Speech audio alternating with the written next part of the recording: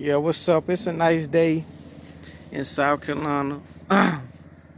It's my first time trying to shoot a video. I hope everybody pays close attention to what I have to say. Um, I'm gonna try and attempt to make most of my videos very positive. The subject I want to speak on today is about law enforcement and mainly African American people in the United States of America. I just had a brother who was killed, who was actually my first cousin, but we grew up in the same household. So we did everything together, so I consider him to be my brother. But he was killed by law enforcement, and I see a lot of times white people, when they watch these videos when it comes to the police, I read their comments. Their comments be very derogatory, especially when you don't know the person personally and you don't know them as an individual. So stop judging.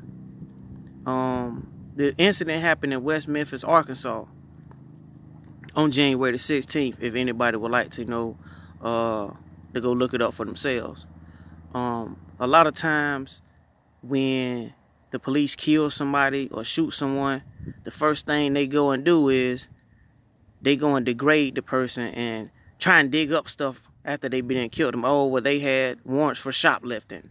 Or, oh, the car came from a carjacking. That's irrelevant to the situation. The situation at hand is the simple fact that you murdered these two people. But I'm only speaking for my cousin, my brother, D'Angelo Brown.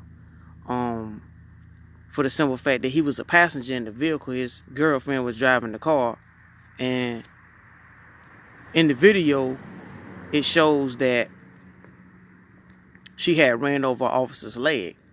In every news report that I had seen when it first came on, before the dash cam video came out, they would always say that she ran over the officer's leg, then they opened fire. But if you watch the video closely, as I have, you will see that the officer that was standing next to the vehicle actually let off 2 shots before. It's almost simultaneously, but just a mere second to 2 seconds, a half a second before the officer was even hit, the officer on the driver's side of the vehicle had shot her twice, let off 2 shots, and then a half a second, 1 second to 2 seconds, the officer was being ran over after that, and then they proceeded to shoot into the vehicle several times, over 30 rounds, 6 officers. My thing about this situation is we losing too many African American people to law enforcement, and this right here touched home for me, because I had done a lot of studying and research, and I had watched a lot of videos. Alton Sterling, Philando Castile, Tamir Rice, Oscar Grant, Eric Gardner, Michael Brown, Trayvon Martin. I just been watching even people that we don't even know about. I've been watching videos where law enforcement been killing a lot of people, and the majority of them is African American. The girl he was in the car with was, like a white female. I believe she had some Hispanic in her as well. But, you in Arkansas, that's a white man state. Anywhere out there, Nebraska, Iowa, South Dakota, North Dakota, them states right there, Idaho, niggas ain't even got no business being out there, period. So, but they happen to been out there, and that's what happened. But what I want to touch bases on is this.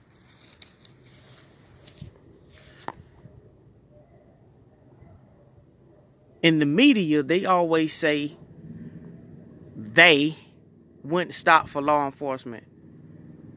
They ran plenty of police vehicles because the female who was driving the car had ran into multiple officers' cars. But see, they use these tactics and strategies even through the media. The media is full of shit a lot of times, for the simple fact that they use these strategic words like they, making it plural. when I want to look at this from an individual standpoint. Because my brother couldn't see very well. Without glasses or contacts, he's legally blind. And he had to have surgery in his eye right before the incident occurred. So he's like really can't see at all. And the thing about it is, I want to pinpoint these things right here. Number one, despite everything, I'm pretty sure that he was very afraid once she wouldn't stop the vehicle. I'm pretty sure he didn't want to get out of the car. Because these days in time, any false movement can get you killed when it comes to police. Regardless of the fact, him not being the driver of the vehicle, he was no immediate threat to officers. He wasn't using the car as a deadly weapon because he wasn't operating it. He didn't have a steering wheel, nor a gas pedal, nor a brake on his side of the car. So my question to Arkansas, West Memphis, Arkansas police is, why did you shoot him? If the person driving the vehicle is the threat to officers and ran over the officer, why did you shoot the passenger? Nobody's talking about that. I haven't heard that come up once. Because we want to sweep that under the rug. We don't want the truth to come to light, but I'm going to bring it to light. Secondly, if anybody who goes and watch the video, you will see that the officers ran to the car and were screaming, hands up, let me see your hands, let me see your hands. My brother put his hands in the air as requested. Now, before any officer got ran over or before any shots was fired, he had his hands in the air. The female driving the car, Megan Brooke, proceeded to throw the car into reverse, put the car back into drive. The officer's leg got ran over, but slightly, and I mean slightly, before the first shot, before the officer got ran over, there was like 2 to 3 shots that rang out. 2 for sure. Prior to the officer being hit. But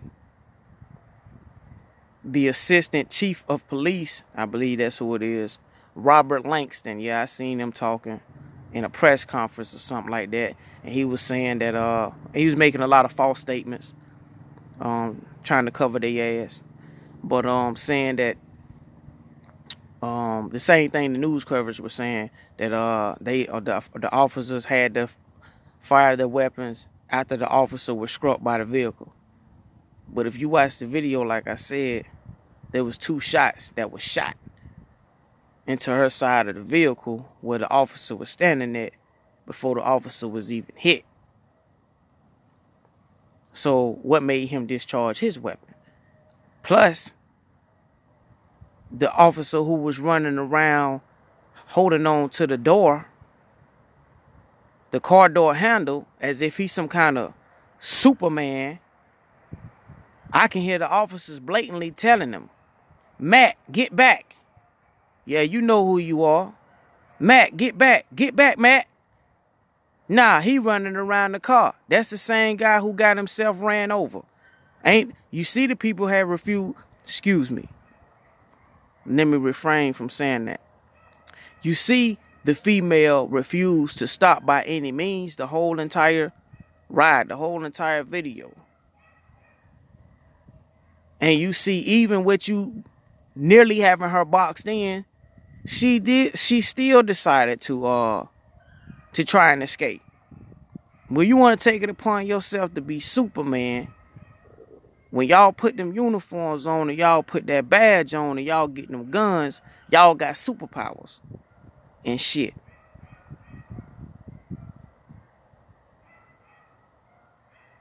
So he took it upon himself to put himself in harm's way. And he happened to get hurt. And along with you putting yourself in that situation, you got somebody innocent killed. As much as I hate to say this, as far as justice for her, I'm not going to speak much on that. I'm just going to say that that's a tough pill to swallow. Because I wish that there was more that the officers could have done regardless to ensure the safety of both people regardless of the situation. You know, they didn't have guns, even though they have a report that they found a gun in the car and some crack and this and that. At the end of the day, that wasn't the threat to officers. You know, there's no report that no one was holding a gun or firing at officers or nothing like that. So that's irrelevant as well. A lot of times they like to jump off topic and start talking about what the people have done in their lives or what charges they had. That's irrelevant. You trying to make the people look bad after you kill them, so people don't care as much. The public are looking at them with like scum, you know. But my thing is, if he wasn't operating the vehicle and he was in the passenger side and he wasn't driving the car, why did you shoot him? Number two, if he had his hands up not only before she backed the car up, even after she ran the officer over and you shot the car up 30 over 30 times, they said it was 32 markers out there. So I would suppose it would be 32, but we don't know the full extent of that either. But my thing is this: even after my brother was shot, you can see him inside the vehicle with his hands still raised after being shot up. He had his hands up the entire time. So if before shots rang out from law enforcement and he had his hands up and he was basically surrendering to law enforcement, why did you shoot him? But y'all white people who get on here and leave your comments, you want to be pro-police and all this and that. You don't say nothing about that. You're not looking at the story as deeply as the people who love and care about this person or these people. There's a lot of hatred in this world.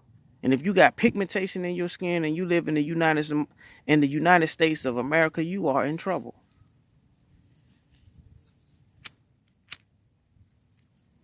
That's a fact. I don't know why it's taking so long for African Americans to unite, whether blood, Crip, folk, whomever, Vice Lord. I don't give a damn about none of that. Because we are the minority. The white people united, the police united, the Mexicans and Hispanics is united to a degree. It's just ridiculous that this stuff can just keep happening, and don't nobody give a damn and ain't nobody doing nothing about it.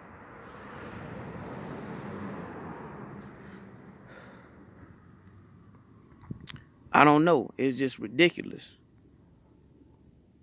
that we worry about things that's not even important in life. Who got this? Who got that? What make it so sickening to me when it comes to my own kind is you'll run across the street or you'll run over to the next neighborhood and kill somebody because they got on a different color. Or you'll run over there to the next neighborhood and rob this brother who's selling some dope. Even if he had 10 bands, 20 bands worth of cash on him and 2 goddamn keys, you gonna go rob this nigga when in the suburbs, they living good as a motherfucker. I don't understand it. Why you oppressing your own people? That's why they call us niggers. I don't know if y'all have forgotten. Maybe they blinding you with all the flat screen TVs and the new iPhones and shit that y'all keep running and fucking buying. But there was a lot of people who died and lost their lives to get us to where we at to even have a glimpse of freedom. Because we still ain't free. The judicial system is against us completely. Statistics tells you that every day. The majority of people incarcerated in America is black people. Why? Because we gonna put them out there and we're not gonna allow them the same opportunities as whites.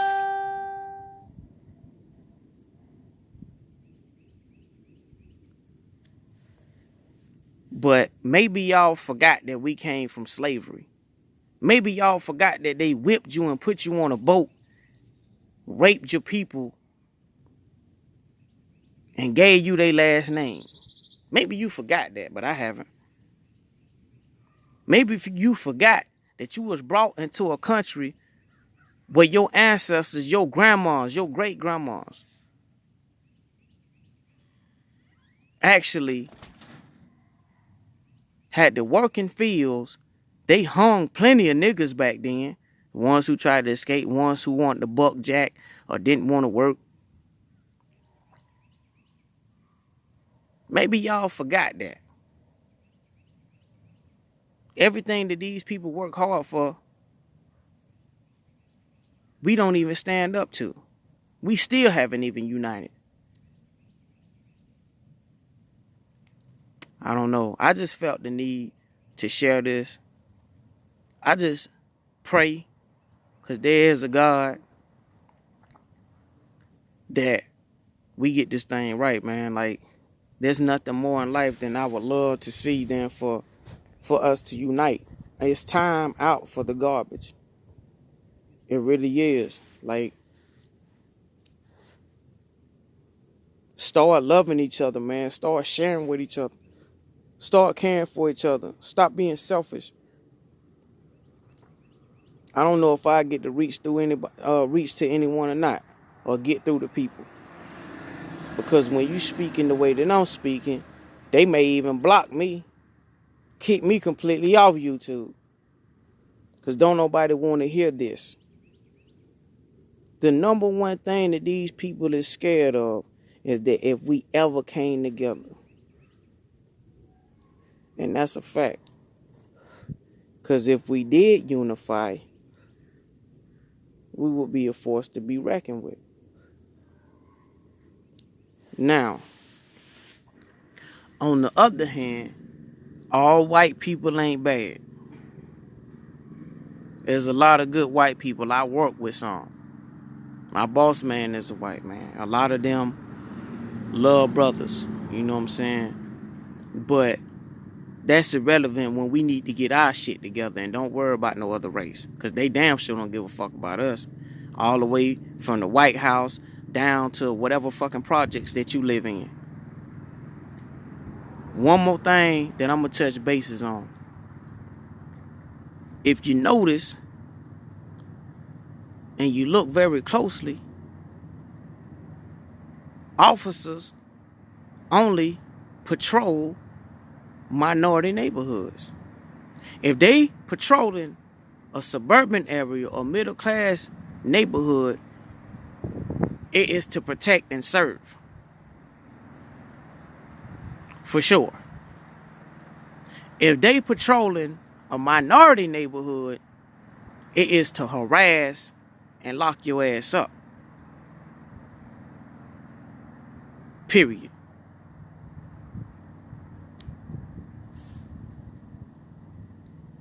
Why do you think that? Why do you think that they patrol only our neighborhoods? They got a war on drugs, but niggas ain't never owned no planes. Not back then anyway. And still barely do.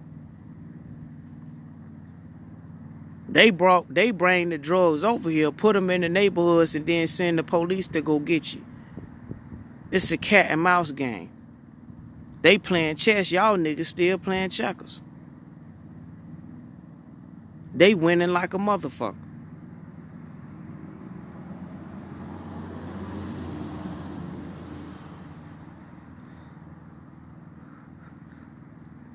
They see you walking down the street, they want to hop out the car and ask you for your ID.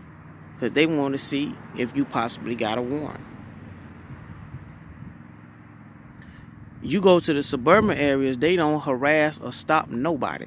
I know, because I work in rich neighborhoods every day, installing pools and patios, picket fences. So I be in the rich neighborhoods, and I see the difference. They have some law enforcement officers that live in the neighborhood, but they ain't jumping out their cars asking nobody for shit. That's where all your doctors and your lawyers and your goddamn congressmen and, you know what I'm saying, people like that live at.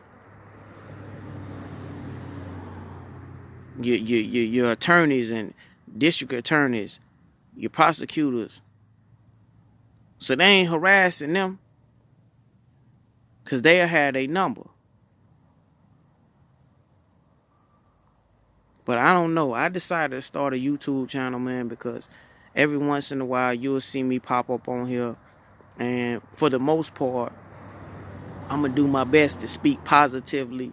And this mainly for my people, and this mainly for every individual who in America who wants to see America truly be great again. You know what I'm saying? Despite that bullshit Donald Trump talking about. You know what I'm saying? So, I'm trying, man. I want to be a voice to my people. You know what I'm saying? I want to be a voice to everyone, you know, because I got a lot of love in my heart for everyone.